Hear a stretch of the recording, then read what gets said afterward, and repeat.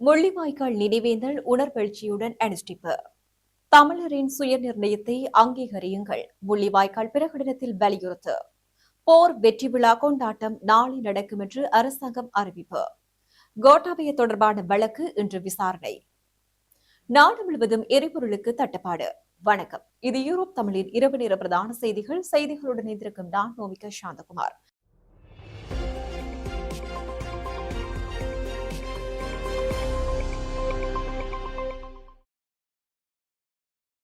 இனி தொடர்பான விரிவான செய்திகள். முள்ளிவாய்க்கால் தமிழின அழிப்பு நினைவு நாள் இன்று மே மாதம் 18ஆம் தேதி உணர்வெழுச்சியுடன் அனுஷ்டிக்கப்பட்டது. பிரதான நினைவேந்தல் நிகழ்வு முல்லைத்தீவின் முள்ளிவாய்க்கால் நினைவு முற்றத்தில் நடைபெற்றது. இதற்கு சமாந்திரமாக தமிழ் பேசும் மக்களின் தாயகமான வடக்கு கிழக்கிலும் தமிழர்கள் புலம்பெயர்ந்து வாழும் தேசங்களிலும் தமிழ்நாட்டிலும் நினைவேந்தல் நிகழ்வுகள் முன்னெடுக்கப்பட்டன. முள்ளிவாய்க்கால் கடற்கரையில் காலையில் பிதிர்க்கடன் மற்றும் மத சடங்குகள் நடைபெற்றன. தொடர்ந்து முற்பகல் 10:15 மணியளவில் கொள்ளை பிரகடனம் வாசிக்கப்பட்டது. இதனைத் தொடர்ந்து அகவணக்கம் செலுத்தப்பட்டது. அத்துடன் 10:30 மணியளவில் பொதுச்சுடர் ஏற்றப்பட்டது. சம நேரத்தில் பொதுமக்களுக்கு சுடர்களை ஏற்றி அஞ்சலி செலுத்தினர். தொடர்ந்து நினைவு முற்றத்தில் மலர்கள் தூவி மக்கள், அரசியல்வாதிகள், சிவில் சமூகத்தினர் என பலரும் அஞ்சலி செலுத்தினர். இந்த நிகழ்வில் தென்னிலங்கையைச் சேர்ந்த பொதுமக்கள் சிலரும் அஞ்சலி செலுத்தியிருந்தனர். அஞ்சலியின் போது போரில் உயிரிழந்தவர்களினுடைய உருவப்படங்களை வைத்தும் அந்த படங்களுக்கு படையலிடம் கண்ணீர் விட்டு கதறியலும் உறவுகள் தமது அஞ்சலியை செலுத்தியிருந்தனர். முன்னதாக வடக்கு கிழக்கு மாவட்டங்களில் இருந்து மக்கள் பேருந்துகள், மோட்டார் சைக்கிள்களில் ஊர்வலமாக முள்ளிவாய்க்காலை சென்றடைந்தனர். முள்ளிவாய்க்காலுக்கும் செல்லும் வழியிலும் ஏனைய இடங்களிலும் முள்ளிவாய்க்கால் பெரும் ரணத்தை கடத்தும் விதமாக ஒப்பில்லாத முள்ளிவாய்க்கால் கஞ்சி வழங்கப்பட்டது. தன்னார்வலர்கள் பலரும் முள்ளிவாய்க்கால் கஞ்சி வழங்கும் நிகழ்வை முன்னெடுத்தனர். முள்ளிவாய்க்காலின் பிரதான நினைவேந்தல் நடைபெற்ற நேரத்தில் வடக்கு கிழக்கின் பல பாகங்களிலும் முள்ளிவாய்க்கால் நினைவேந்தல் நிகழ்வுகள் முன்னெடுக்கப்பட்டன. யாழ்ப்பாணம், மன்னார், வவுனியா, கிளிநொச்சி, முல்லைத்தீவு, திருகோணமலை, மட்டக்களப்பு, அம்பாறை மாவட்டங்களிலும் தமிழின படுகொலைகள் இடம்பெற்ற இடங்களிலும் நினைவேந்தல் நிகழ்வுகள், முள்ளிவாய்க்கால் கஞ்சி வழங்கல் நிகழ்வுகள் முன்னெடுக்கப்பட்டன.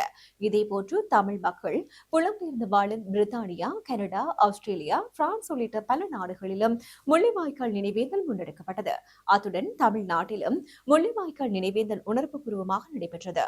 இலங்கையில் உரிமை கேட்டு போராடிய தமிழ் மக்கள் மீது அரசாங்கம் வன்முறைகளை கட்டவிழ்த்துவிட்டது. ஏராளமான தமிழ் மக்கள் கொல்லப்பட்டனர்.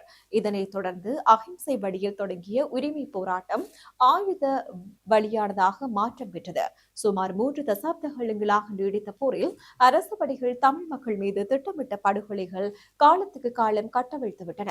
இறுதிப் போர் என்று அழைக்கப்படும் 4ஆம் கட்ட ஈழப்போரின் போது வகை தொகையின்றி மக்கள் கொல்லப்பட்டனர். பாதுகாப்பு வலயங்கள் என்று அறிவித்துவிட்டும் அங்கு மக்கள் கொத்து கொத்தாக கொல்லப்பட்டனர். இறுதியில் முள்ளிவாய்க்காலில் 2009 மே 18ஆம் நாளுடன் போர் மௌனிக்கப்பட்டது.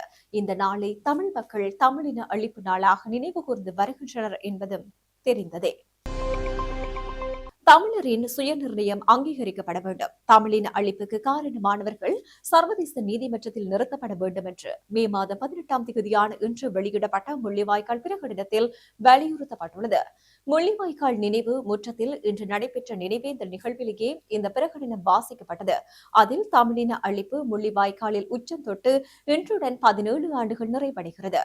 தமிழின அழிப்பு செயல்முறை ஒரு நூற்றாண்டுக்கு மேற்பட்ட வரலாற்று பரிமாணத்தை கொண்டது. பேரரசு கட்டமைப்பின் புவிசார் நலன்களுக்காகவும் சிங்கள பௌத்த பேரினவாத ஏகாதிபத்தியத்தை தக்கவைப்பதற்காகவும் கூட்டுத்தமிழ் இன அரசியல் வேணாவாவை அதன் ஆயுத பரிமாணத்தை இனப்படுகொலை கூடாக முடிவுக்கு கொண்டு வந்ததன் மாயையை முள்ளிவாய்க்காலில் நிகழும் தமிழின படுகொலை நினைவுகூரல் தகர்த்தருகிறது. ரத்தம் தோய்ந்த இந்த மண்ணிலிருந்து போராட கனத்த காற்று சுமந்து வரும் அவர்களின் நினைவுகளின் மீதும் நாம் கொண்டிருக்கும் தமிழின விடுதலை நம்பிக்கை மீதும் சபதம் செய்வோம். சிங்கள பௌத்தமயமாக்கப்படும் தமிழ் தாயகத்தை தடுக்கவும், தமிழ் தேசியத்தை நாளாந்தம் வாழ்வியலாக்கும் உள்ள தமிழ் இன அழிப்பில் சர்வதேச நீதி வேண்டி அரச பொறுப்பையும் மேற்குலக நாடுகளின் உடந்தை தன்மையையும் வலியுறுத்தி குற்றவாளிகளை குற்றவியல் நீதிமன்றத்தின் முன் நிறுத்தவும், தமிழர்கள் ஒரு தேச அங்கீகாரத்துக்கு உரியவர்கள் என்பதையும் தமிழர்களின் தனித்துவமான இறையாண்மையினதும் ஒருபோதும் பாராதீனப்படுத்தவியலாத சுயநிர்ணய அடிப்படையிலும் தமிழர்களின் சுயாட்சியை அங்கீகரிக்க வேண்டும் என வலியுறுத்தவும் கூட்டு ஈழத்தமிழ் இருப்பின் மீது கட்டவிழ்க்கப்பட்டுள்ள கட்டமைக்கப்பட்ட தமிழின அழிப்பை தடுக்கவும் தமிழ் தேசிய நம்பிக்கையின் உறுதி கொண்டு ஒரு குடையின் கீழ் தமிழின அடக்குமுறைக்கு எதிராக தமிழின விடுதலையை நோக்கி முனைப்புடன் தொடர்ந்து போராட எமது மக்கள் பலத்தை நம்பிக்கும் தொடர்ந்து அடிபணியாது போராடுவோம். போர் வெற்றியின் 17வது ஆண்டு நிறைவை முன்னிட்டு தேசிய வெற்றி விழா நாளை கொண்டாடப்படும் என்று அரசாங்கம் அறிவித்துள்ளது. ஜனாதிபதி அனுரகுமார் திசாநாயக்க தலைமையில் பத்ரமுலையில் அமைந்துள்ள ராணுவ நினைவிடத்தில் இந்த நிகழ்வு நடைபெறவுள்ளது. இந்த நினைவேந்தல் நிகழ்வில் வடக்கு கிழக்கை சேர்ந்த போரில் உயிர்நீத்த ராணுவத்தினர் மற்றும் ராணுவ துணைக்குழுவினரின் உறவினர்களுக்கும் இந்த நிகழ்வில் பங்கேற்பார் என்று ரணவீரு சேவா அதிகார சபையின் தலைவர் பிரிகேடியர் எஸ்.பி. கோஹோன தெரிவித்துள்ளார்.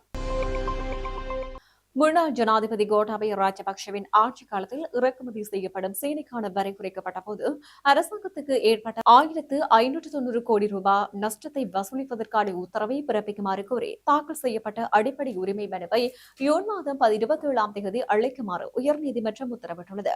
இந்த மனு இன்று மே 18ஆம் தேதி ஜிரான் குலரத்ன மற்றும் சம்பத் அபேகோன் ஆகியோரை கொண்ட உயர்நீதிமன்ற நீதியரசர்கள் ஆயத்தின் முன்னிலையில் விசாரணைக்கு எடுத்துக் கொள்ளப்பட்டது. இதன்போது முன்வைக்கப்பட்ட காரணிகளை பரிசீலித்த நீதியரசர்கள் ஆயம் இந்த மனுவை பரிசீலிப்பதற்கான ஜூன் மாதம் 27ஆம் தேதி அழைக்குமாறு உத்தரவிடப்பட்டது. இலங்கை வெளிவிவகார அமைச்சின் தூதரக விவகாரங்கள் பிரிவின் அனைத்து ஆவண அத்தாட்சிப்படுத்தல் சேவைகளும் மறுஅறிவித்தல் வரை தற்காலிகமாக இடைநிறுத்தப்பட்டுள்ளன. மின்னணு ஆவண அத்தாட்சிப்படுத்தல் அமைப்பில் ஏற்பட்டுள்ள தொழில்நுட்ப பிரச்சினை காரணமாகவே இந்த நடவடிக்கை எடுக்கப்பட்டுள்ளது என அந்த அமைச்சு விடுத்துள்ள அறிக்கையில் தெரிவிக்கப்பட்டுள்ளது. இந்த தற்காலிக சேவை இடைநிறுத்தம் பத்ரமுலையில் உள்ள தூதரக விவகாரங்கள் பிரிவின் தலைமை பணிபடை யாழ்ப்பாணம், திருகோணமலை, கண்டி, மாத்தறை, குருநாகல் மாவட்ட பணிமனைகளுக்கும் பொருந்தும் என தெரிவிக்கப்பட்டது. மேலும் கணினி முறைமை வழமைக்கு திரும்பியதும் அதனால் பாதிக்கப்பட்ட அனைத்து விண்ணப்பதாரர்களுக்கும் அது குறித்து முறையாக அறிவிக்கப்படும் என அந்த அமைச்சர் தெரிவித்துள்ளது.